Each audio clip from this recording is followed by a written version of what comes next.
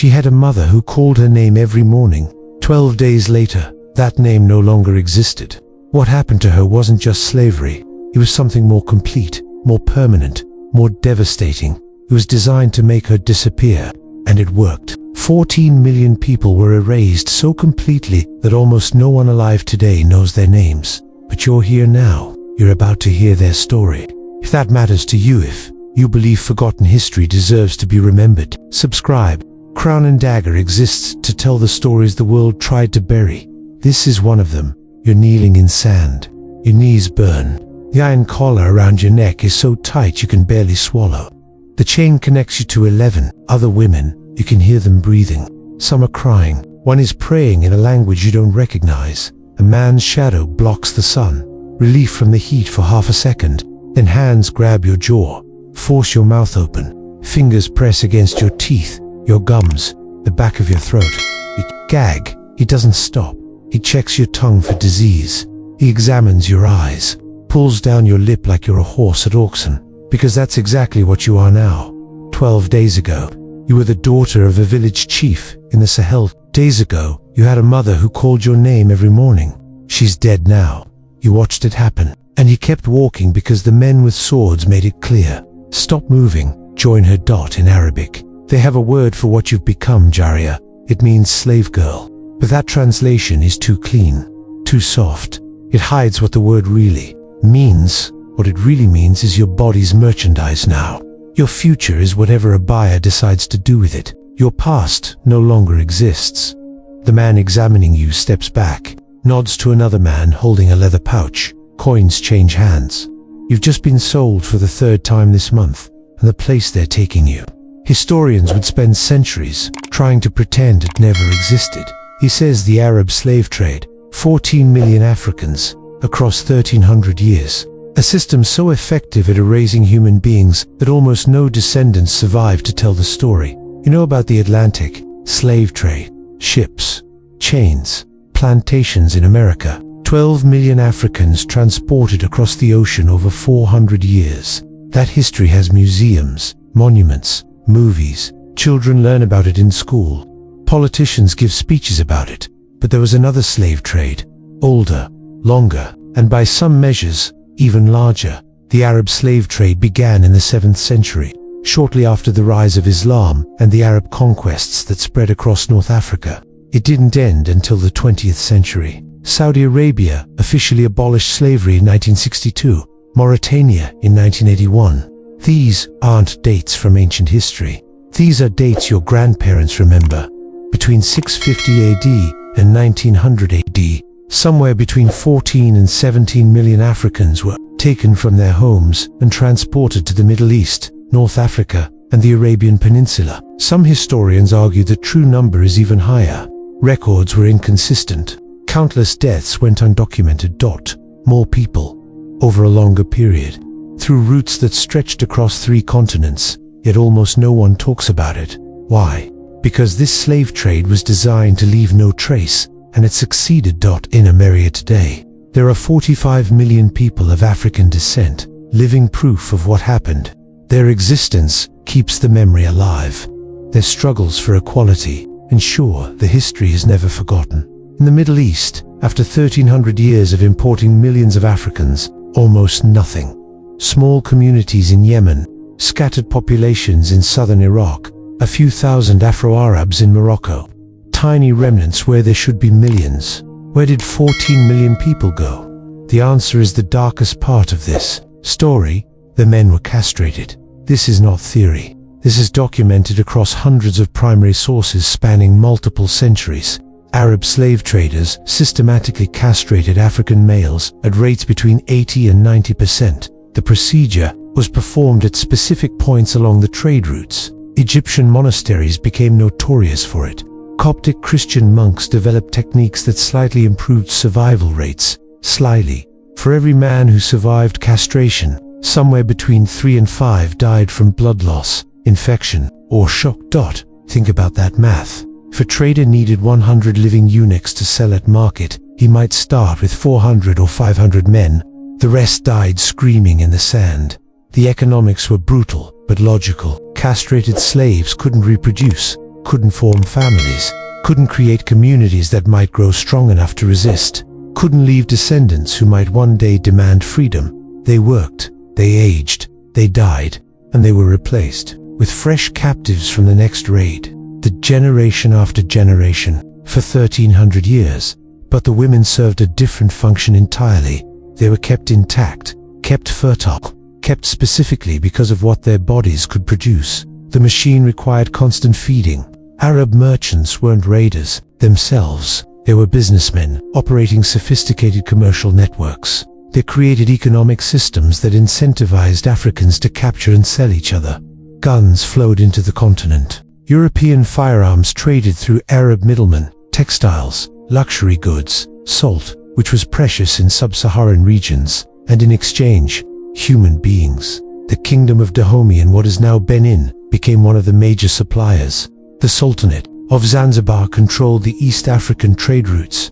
The Funj Sultanate of Sudan dominated the Nile corridor. Various Tuareg groups controlled trans-Saharan routes. African kingdoms waged war on their neighbors for human merchandise. The cycle fed itself endlessly. More guns meant more raids. More raids meant more captives. More captives meant more purchasing power. Villages were attacked at dawn. Warriors surrounded settlements while people slept. Men who resisted were killed. Men who surrendered were booted. Young, strong men were separated for castration and sale. Older men with no market value were frequently killed where they stood. But the women faced different calculations. Traders examined them with specific criteria. Age mattered enormously. The ideal range was roughly 13 to 25 years old. Old enough to survive the journey, young enough for decades of use. Physical appearance affected price dramatically. Ethiopian women commanded premium prices across almost all markets. They might sell for double or triple what women from other regions brought. The separation of families happened at capture sites. Mothers torn from children, husbands from wives, sisters from brothers. European missionaries who witnessed these separations left accounts describing scenes of unimaginable grief. One missionary wrote that the sounds haunted his dreams for years afterward, that he could still hear the mothers calling for their children decades later. Those screams echoed across Africa for 1300 years. Then came the Sahara. The trans-Saharan routes were journeys measured in death, from collection points in sub-Saharan Africa to the great markets of North Africa. Caravans traveled distances exceeding 1,500 miles. The journey took 2 to 3 months. The Sahara is the largest hot desert on Earth. Daytime temperatures regularly exceed 120 degrees Fahrenheit.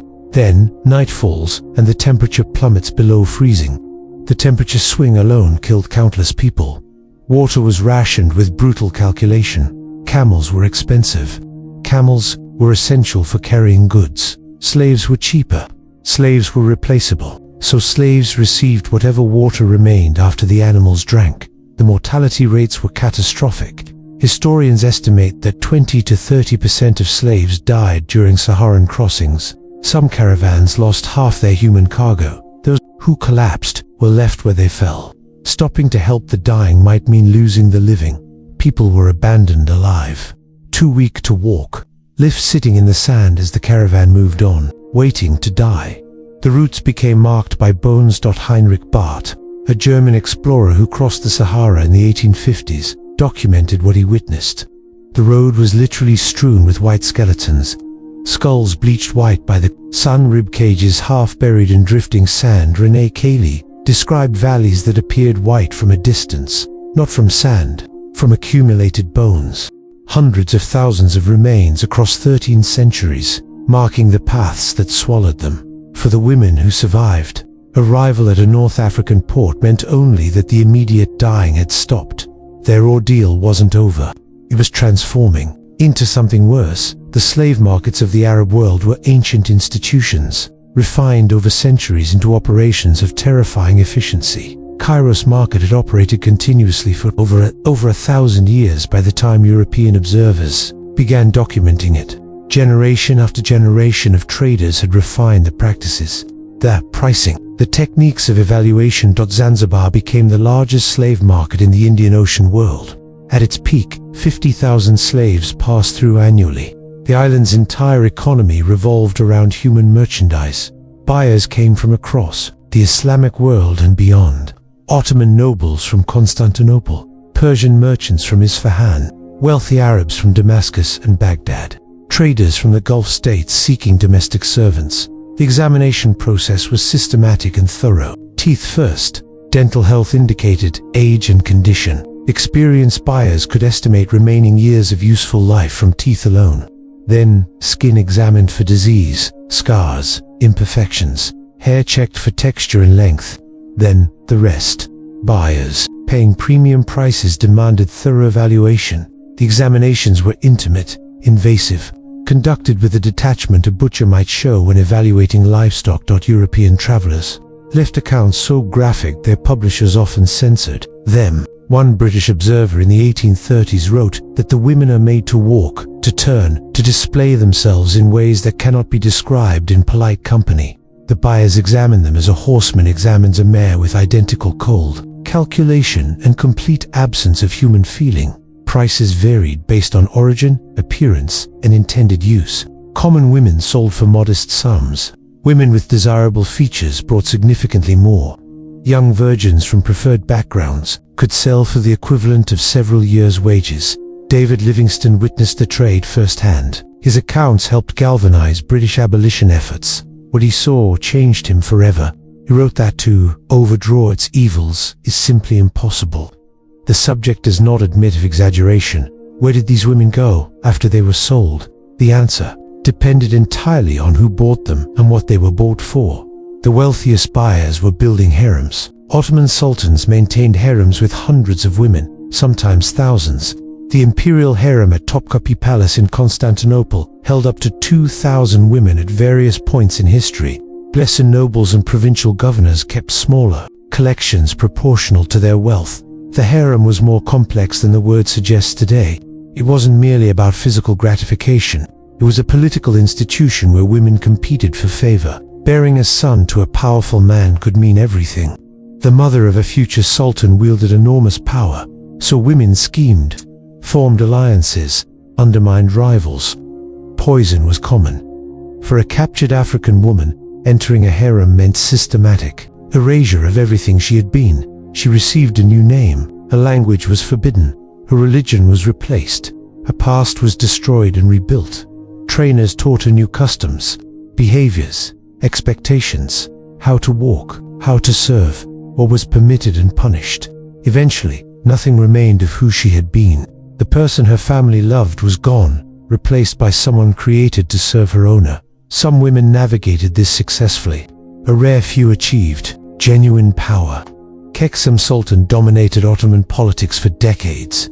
She began life as a slave girl captured from a small Greek village. Harem Sultan became the legal wife of Suleiman the Magnificent, an almost unheard of achievement for a former slave. But these were exceptions so extraordinary that history records their names precisely because they were unusual. For every Kate, thousands lived and died anonymous, used until no longer useful. Then discarded. Women sold to less wealthy buyers faced different circumstances. Many became domestic servants with additional obligations. They cooked, cleaned, raised children, and submitted whenever their owner desired. There was no concept of consent, no option to refuse. Islamic law technically provided some protections for slave women who became mothers. A slave who bore her master's child was called walat, mother of a child. She couldn't be sold afterward. Her child was born legally free. When her master died, she would gain her freedom. But these protections required enforcement, as reality was inconsistent, and protections only applied after pregnancy. Before that, she was property. Children born from these unions were legally free, often acknowledged. Some achieved prominence. Multiple sultans were sons of slave mothers, but the mothers remained slaves unless explicitly freed. Whatever intimacy occurred was compelled, not chosen. Over generations, these children married into Arab populations. Their features blended, their African heritage diluted with each new generation until it became invisible, until it vanished completely. This was the final erasure, not just of individuals, but of their descendants, not just of lives, but of any evidence those lives had ever existed. The Atlantic slave trade left 45 million descendants in America today, living proof of what happened. Their existence keeps the memory alive. Their struggles for equality ensure the history is never forgotten. In the Middle East, after 1300 years of importing millions of Africans, almost nothing. Small communities in Yemen, scattered populations in southern Iraq, a few thousand. Afro-Arabs in Morocco, tiny remnants where there should be millions. Where did 14 million people go? They were erased, systematically, completely, by design. The men were castrated so they couldn't reproduce. The women's children were absorbed into Arab populations until their African heritage disappeared, generation after generation, until nothing remained. Not monuments, not memorials, not descendants, just silence. The Arab slave trade didn't end with a dramatic abolition. There was no Emancipation Proclamation, no civil war fought over it, no moment when the world rose up and declared it finished. Instead, it faded slowly, reluctantly, under external pressure rather than internal moral awakening. British naval power gradually closed East African routes in the late 1800s. The Royal Navy actively hunted slave ships. Colonial administrations suppressed trans-Saharan trade as European powers carved up Africa. International pressure forced formal abolitions throughout the 20th century. Saudi Arabia officially abolished slavery in 1962, Mauritania in 1980-1. These aren't ancient dates. Your grandparents remember these societies. There are people alive today who were born into worlds where this trade still operated legally. But the legacy isn't monuments or memorials. The legacy is absence. In 2020, archaeologists in Libya discovered a mass grave. Hundreds of remains. Analysis revealed they were sub-Saharan Africans who died in the 18th or 19th century. Almost certainly slaves who never finished the crossing, who collapsed and were left behind while the caravan moved on. They had no names in any record, no descendants to claim them, no one anywhere in the world who remembered they had ever lived, no grave markers, no memorials, no one to mourn them, just bones in the desert. Silent evidence of a tragedy the world chose to forget. The Atlantic slave trade left 45 million descendants who ensure history is never forgotten. Museums, monuments, movies, holidays, political speeches. The memory lives because the people live. The Arab slave trade left silence. 14 million people erased, so completely that we don't even have their names. The woman in the market, the one whose teeth were examined, whose body was evaluated, whose humanity was stripped away one inspection at a time. We will never know what she was called before they took her name. The name her mother gave her, the name her village knew her by. She might have ended up in a Cairo harem, competing with dozens of other women for scraps of attention from a man who owned her. She might have ended up in a Baghdad household, cooking and cleaning and submitting whenever called. She might have ended up in a palace in Istanbul, forgotten in a corner when her youth faded. She might have borne children who never learned her original language, who never heard her songs, who never knew her stories or where she came from. She might have died in the desert, her bones joining millions of others, marking the roots that civilization has tried to forget. What we know is that she existed, she suffered, she endured things that no human being should ever endure. And for 1300 years, millions like her fed a machine designed to consume them completely. The Atlantic slave trade has monuments, museums, memorials, days of remembrance. This history has sand covering bones that no one will ever identify. Remember her, not as a number, not as a statistic. Remember her as someone's daughter, someone who laughed once, someone who had a name before they erased it.